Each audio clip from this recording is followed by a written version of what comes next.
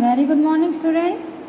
I am your maths teacher and today I will teach you maths of class 3rd. And today we continue chapter 6 division. And today we do exercise 6.2 part 1. Now see in the book.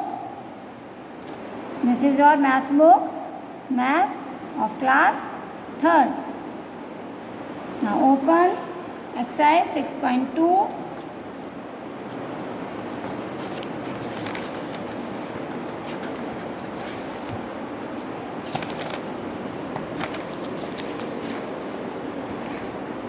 This is the exercise 6.2 and today we do A part. Divide and find the quotient and remainder. हमें इनको divide करना है जैसे हमने 6.1 में B part किया था, इसी तरह से हमें इनको डिवाइड करना है और इसमें हमें क्वोशंट एंड रिमाइंडर ये दोनों चीज़ें लिखनी है। तो देखिए हम किस तरह से करेंगे। डिवाइड हम सेम उसी तरह से करेंगे। देखिए फर्स्ट क्वेश्चन,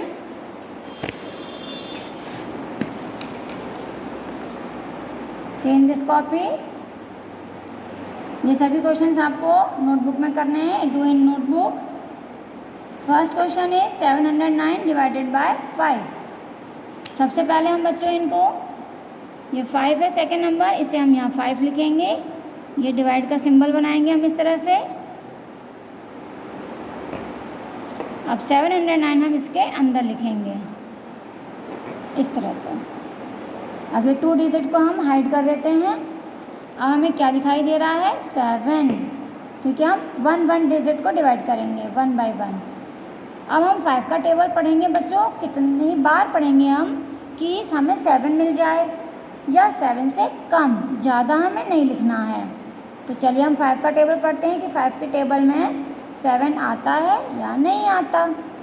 5 1 जा 5, 5 2 जा 10, और 10 तो ज़्यादा है तो हम वन कम कर देंगे। तो कितनी बार पढ़ेंगे टेबल 1 टाइम। 5 1 जा 5, तो यहाँ हम 1 लिखेंगे और 7 के नीचे 5। अब हम माइनस करेंगे बच्चों, ये माइनस ज़रूर करना है, माइनस का साइन लगाएंगे। अब माइनस कर देते हैं, 7 में से 5 माइनस करेंगे 2। अब 7 के बाद किसका टर्न है 0 का।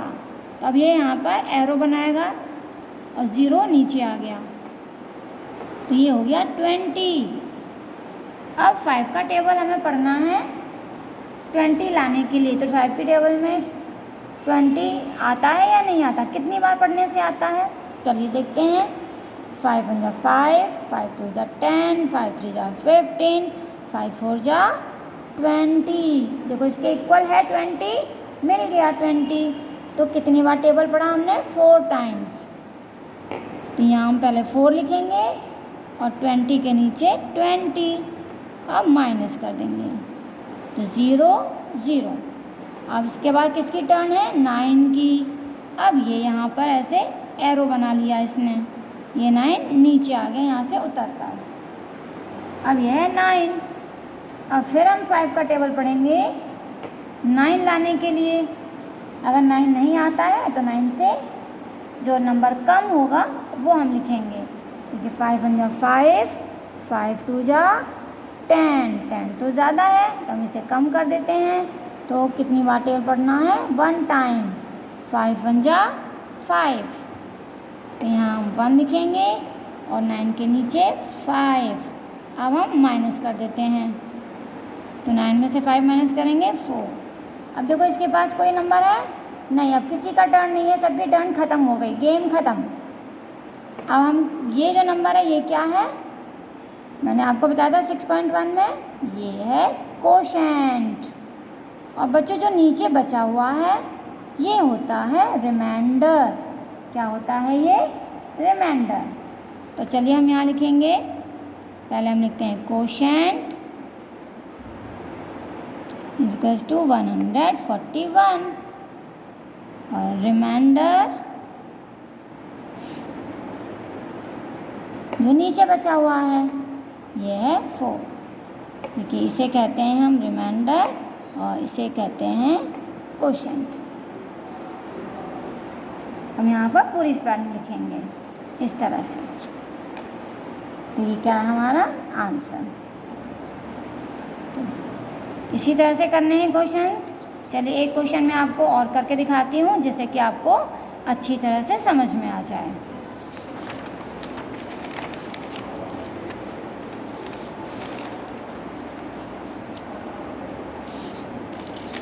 इसी का सेकंड क्वेश्चन है बच्चों 884। इसे हमें डिवाइड करना है 8 से। तो सबसे पहले हम ये सेकंड नंबर को हम यहाँ लिखते हैं बाहर, फिर डिवाइड का सिंबल बनाएंगे हम इस तरह से बच्चों। अब अंदर लिखेंगे 884। अब ये 2 नंबर्स हम छुपा देते हैं, सिर्फ यहाँ जो 1 नंबर है उसे देखेंगे। अब देखिए 8 का टेबल हमें पढ़ना है कितनी बार, जिससे कि 8 आ जाए।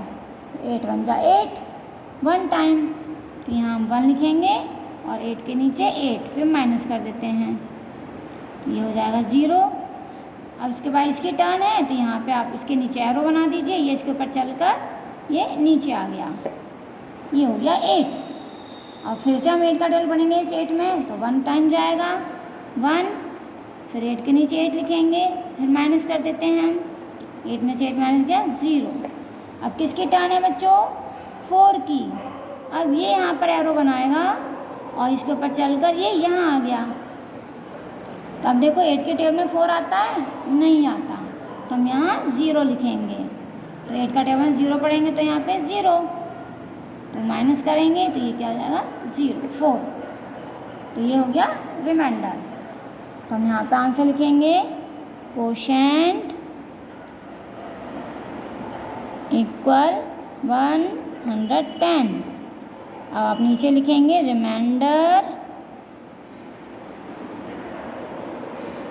कितना बचा हुआ, रिमाइंडर का मतलब जो बचा हुआ है 4। So this is the answer. तो आप इस तरह से डिवाइड करेंगे और कोशेंट और रिमाइंडर दोनों चीज़ें आपको लिखनी है।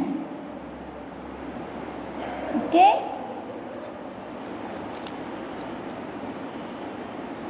Thank you, have a nice day.